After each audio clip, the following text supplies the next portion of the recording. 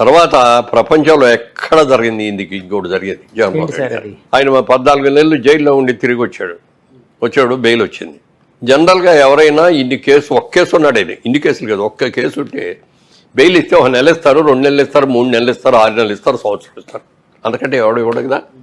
ఈయన 18 కేసులు ఉన్నాయి ఈయన మీద. 18 కేసుల్లో నెంబర్ 1 ముద్దా ఎవరంటే ఈయనే. అలాంటి ఆయనకి ఎన్నేళ్ళు అయిందండి ఆయన బెయిల్ బయటకు వచ్చి? 10 ఏళ్ళ పైన అయింది కదా, 12 ఏళ్ళు అంత అయింది. ఇన్ని రోజులు అసలు బెయిల్ ఎవడిస్తాడండి? మేనేజ్ అది రాకుండా చూసుకున్నాడు అంతే. ప్రతిసారి ఢిల్లీ వెళ్ళినప్పుడల్లా ఏదో ప్రత్యేక హోదా తీసుకొస్తాడు, లేకపోతే ఈ డబ్బులు తీసుకొస్తాడు, అవి తీసుకొస్తాడు, ఇది తీసుకొస్తాడు అని ఆయన తెచ్చేది ఏమీ లేదు.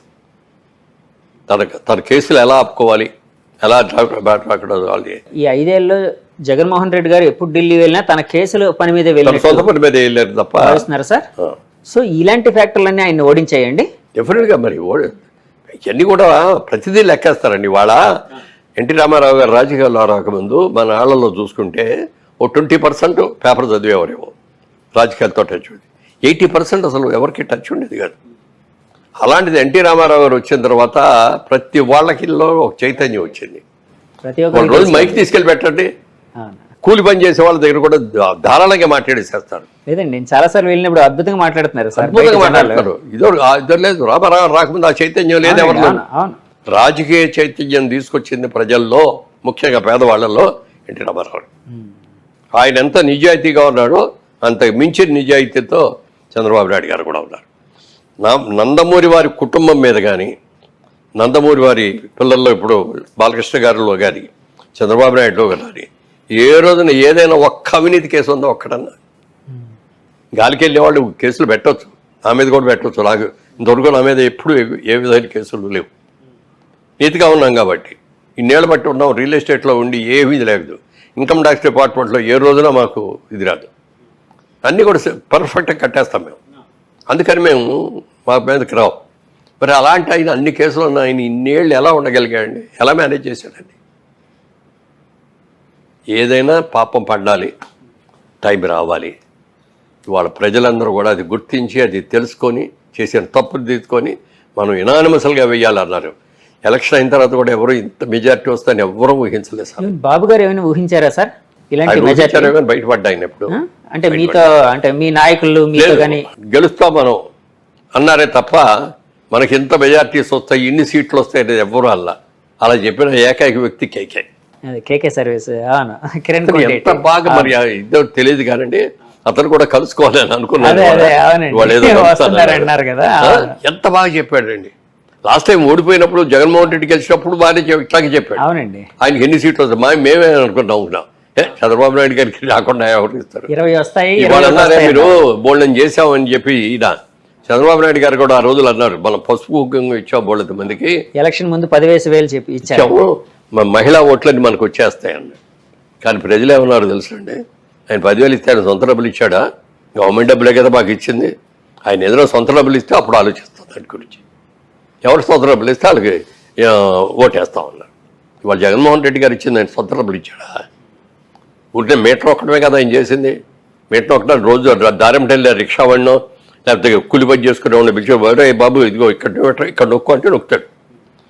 కానీ నొక్కటానికి డబ్బు ఎలా సంపాదించాలి, ఇన్కమ్ ఎలా తీసుకురావాలి, ట్యాక్స్లు ఎలా పెరగాలి, మన వాళ్ళకి కావాల్సిన అవసరాలన్నీ ఎలా తీరాలి, ఇవన్నీ తెలుసుకొని చేసేవాడే నిజమైన ముఖ్యమంత్రి తప్ప. ముఖ్యమంత్రి అంటే ఏంటి? ఇన్ని లక్షల మంది, మనకి కోట్ల మంది, ఇవాళ ఇన్ని కోట్ల మంది యొక్క సమస్యల్ని, కష్టాలని, సుఖాలని, పిల్లల భవిష్యత్తుని తీర్చిదిద్దవలసిన ఒక పవిత్రమైన బాధ్యత ఉన్న వ్యక్తి ముఖ్యమంత్రిగా ఉండాలి. అలా ఉన్నవాళ్ళే ఉంటారు లాంగ్ మీటింగ్. సార్, మొన్న మధ్య ఒక మాట అయితే వినిపించిందండి. చంద్రబాబు గారు ఇప్పుడు సూపర్ 6 అని పెట్టి, అంటే జగన్మోహన్ రెడ్డి గారు ఇచ్చే పథకాల కంటే ఇంకా అద్భుతమైన పథకాలు ఎక్కువ డబ్బు ఇస్తామని చెప్పి జనాలకి, అంటే మేము ఫలానా పథకాలు అందించబోతున్నాం. ఇప్పుడు పెన్షన్ అనుకోండి 4,000, ఇప్పుడు 3,000 ఎంత వస్తుంది వృద్ధులకి పెన్షన్? 4,000 ఇస్తామన్నారు బాబు గారు. ఏప్రిల్ మే నెల నుంచి ఇచ్చేస్తామన్నారు. సో ఇలా రకరకాల సూపర్ 6 అని పెట్టారు. చాలా ఎక్కువ వెల్ఫేర్ అనేది ప్రకటించారు. అప్పట్లో వైసీపీ నాయకులు ఒక మాట అనేవారండి, అంటే మేము జగన్మోహన్ రెడ్డి గారు ఇస్తూ ఉంటే చంద్రబాబు గారు ఈ ఆంధ్రప్రదేశ్ని ఒక శ్రీలంకలా చేస్తున్నారు, ఒక సోమాలియాలా చేస్తున్నారు అని చెప్పి విమర్శించేవారు బాబు గారు. అలాంటిది ఇప్పుడు ఆయన మాకంటే ఎక్కువ పథకాలు ఎలా ఇవ్వగలుగుతారు? అంటే ఆయన ఇప్పుడు ఇస్తే ఈ ఆంధ్రప్రదేశ్ శ్రీలంక అవదా, సోమాలియా కాదా, అంటే ఆర్థికంగా చితికిపోదా అని ఒక క్వశ్చన్ అడిగేవారండి. దానికి మీ సమాధానం ఏంటి? దానికి సమాధానం, ఆయన ఇన్కమ్ ఎలా జనరేట్ చేయాలి అనేది ఆయనకి తెలిసినట్టుగా ఎవరికి తెలియదండి. మీరు చూస్తూ ఉండండి, 1 year తిరిగేటప్పుడు ఎన్ని కొత్త ఇన్స్టిట్యూషన్స్ వస్తాయి, కొత్త ఇండస్ట్రీస్ వస్తాయి. తర్వాత ఇంకోటి పెద్దది ఇదేంటంటే, ఇప్పుడు తెలంగాణ ఉందనుకోండి, హైదరాబాద్, సికింద్రాబాద్ ఉంది, వరంగల్ ఉంది, నిజామాబాద్ ఉంది, మంచి సిటీస్. ఏమంటే అదేవిధంగా చూసుకుంటే తమిళనాడులో చూసుకుంటే మెడ్రాస్ ఉంది, కోయంబత్తూరు ఉంది, సేలం ఉంది. కేరళ చూసుకుంటే ట్రివేంద్రం ఉంది, బ్రహ్మాండమైంది. మన కర్ణాటక పక్కన ఉన్న కర్ణాటక చూసుకుంటే వాళ్ళకి బెంగళూరు ఉంది, మైసూరు ఉంది. మనకి ఏముందండి ఆంధ్రప్రదేశ్కి ఏముంది? ఒక సిటీ చెప్పండి, మీ నోటితో మీరు ఒక సిటీ చెప్పండి. హైదరాబాద్ మనకి ఆంధ్రప్రదేశ్లో ఏముంది? ప్రస్తుతానికి ఉన్న దాంట్లో అయితే విశాఖపట్నం ఒకటే అండి. విశాఖపట్నం కూడా, దాన్ని కూడా చంద్రబాబు నాయుడు గారే దానికి కంపెనీలు అయ్యింది తీసుకొచ్చి అక్కడ పెట్టించి, ఎందుకంటే దానికి ఒక అద్భుతమైన సిటీ వైజాగ్ అనేది. సముద్ర బొడ్డు బోల్డ్ అనేది ఆయనకి దాని మీద ఎన్ని ప్లాన్స్ ఉన్నాయో చెప్పడానికి లేదు. ఈ పాటికి Visakhapatnam lot of pharmaceutical industries ఇప్పుడు బాగా ఉన్నాయి. అలాగే అక్కడ హార్బర్ మూలంగా హార్బర్ బాగా డెవలప్ చేసి ఇది చేస్తే ఇంకా అద్భుతమైన ఇతర దేశాలన్నింటికి కూడా ఇక్కడికి వచ్చి ఇక్కడ అన్లోడు లోడు చేసుకొని మళ్ళీ ఎవరు ఎక్కడికి వెళ్ళాలనేది ఇవన్నీ కూడా చేసే హబ్ లాగా, ఒక సెంట్రల్ హబ్ లాగా వైజాగ్ చేయడానికి మూడో అవకాశం ఉంది. ఎంతమంది లేబర్కి ఉద్యోగాలు వస్తాయో చెప్పడానికి లేదు. అవన్నీ చాలా ఉన్నాయి. వైజాగ్ని చేస్తాం. వైజాగ్ ఓకే ఒకటి, విజయవాడ సిటీయా బిజినెస్ సిటీ అంతే, ఏమి కాదు. గుంటూరు పంటలు, మిర్చిను పొగాకు ఆడితే అది. తెనాలి ఇంకా తక్కువ. మంగళగిరిలో ఏమీ లేవు. వీటన్నిటి కలిపి అమరావతిని క్యాపిటల్ చేసుకొని ఇదంతా కలిపి ఒక సిటీ చేయాలి. ఇది ఒక అద్భుతమైన సిటీ చేసి దీనికి కావాల్సిన వనరులన్నీ చేయాలి. బయట వాళ్ళ నుంచి, బయట దేశాల నుంచి, అతర రాష్ట్రాల నుంచి, మనకి తమిళనాడు నుంచి వస్తాయి లారీలు, బోల్డ్ వస్తాయి. ఈ లారీలన్నీ కూడా విజయవాడ నుంచి వెళ్ళాలి. అలా కాకుండా మంగళగిరి దగ్గర నుంచి అవుటర్ రింగ్ రోడ్ ప్లాన్ చేశాడు. గన్నవరం ఎయిర్పోర్ట్ దగ్గరికి వెళ్ళి కలుస్తాయి, అసలు విజయవాడలోకి రాబోయి. అలాగే హైదరాబాద్ అయినా ఉంటే మంగళగిరి వచ్చిన తర్వాత ఇటు నందిగామ దగ్గరికి తీసుకొచ్చి ఓవర్ బ్రిడ్జిల మీద అక్కడి నుంచి హైదరాబాద్ వచ్చేటట్టు.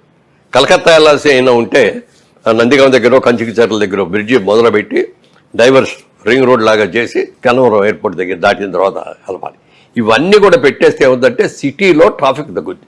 అవునండి. ఈ కమర్షియల్ లారీస్ అన్నీ కూడా రావు. ఓన్లీ ఇంటర్నల్గా ఉండే కార్లు, ఇంటర్నల్గా ఉండే బస్సులే ఉంటాయి.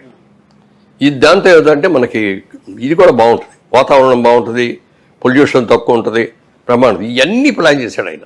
ఇప్పుడు ఆపరేషన్ లేకుండానే మోకాళ్లకు ప్లాస్మా ట్రీట్మెంట్. మీ ఆర్థోపెడిక్ సమస్యలన్నిటికీ రోబోటిక్ టెక్నాలజీ ద్వారా తక్కువ ఖర్చుతో శాశ్వత పరిష్కారం. Free consultation. ప్రతి ట్రీట్మెంట్ పై 20% డిస్కౌంట్.